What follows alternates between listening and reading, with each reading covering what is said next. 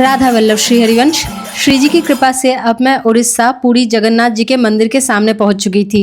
चंद पलों के लिए मुझे अपने खुद की आंखों पर ही विश्वास नहीं हो रहा था। वो एक गाना है ना, मैं रोऊं या हंसूं, करूं मैं क्या करूं। एनीवे, तो मुझे जितना पता है कि पूरी घूमने शायद सबसे ज़्यादा बार और सबसे ज़्यादा संख्या में बंगाली ही आते हैं। कोई साल में 2-3 बार, कोई जब चाहे तब, गरीब रथ एक्सप्रेस, वंदे भारत एक्सप्रेस या फिर धर्मतला से एसी बस में, फैमिली के साथ हो या फिर सोलो ट्रिप। पर मुझ जैसे अधम के लिए कोलकाता से उड़ीसा तक की ये दूरी तय करने में दिन, महीने, साल नहीं, दूसरा जन्म लग गया। क्योंकि कहते हैं ना, दीक्षा के बाद नया जन्म होता है। और मैं ये बात टिकट कैंसिल हो जाना, ऑफिस में छुट्टी ना मिलना, पैसों का इंतज़ाम ना होना, हेल्थ इश्यूज़ जैसे छोटे मोटे प्रॉब्लम के लिए नहीं बोल रही हूँ। ये सारी प्रॉब्लम्स तो एक ना एक दिन इस ज़िंदगी के साथ ख़त्म हो ही जाएंगी।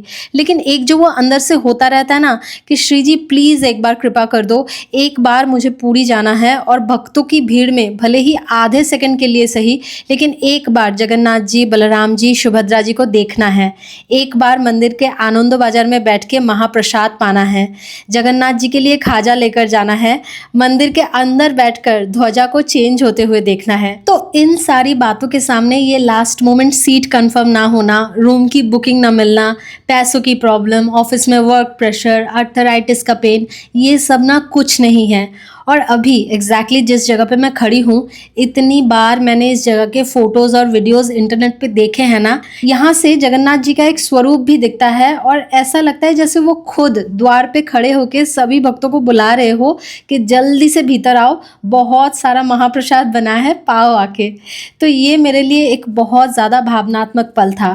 तो मंदिर के कॉरिडोर में जहाँ से भक्तों की लाइन लगती है ना, वहाँ पे भक्तों के बैठने के लिए सीट भी बनी हुई है।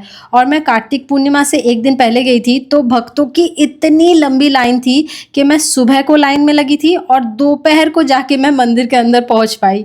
तो इस समय सिर्फ मैं ही नहीं, और भी बहुत सारे भक्त थे जो उन सीट्स पर बैठे बैठे ही पावर नैप्स ले रहे थे। एनीवे, फाइनली अभी मोबाइल और जूते निःशुल्क काउंटर में जमा करके मंदिर के अंदर जाने का समय था। और मंदिर के बाहर वाले प्रांगण में सारा दिन कभी कीर्तन, कभी रास लीला, कभी नाम गान, हरे कृष्ण महामंत्र का उच्चारण निरंतर चल रहा था।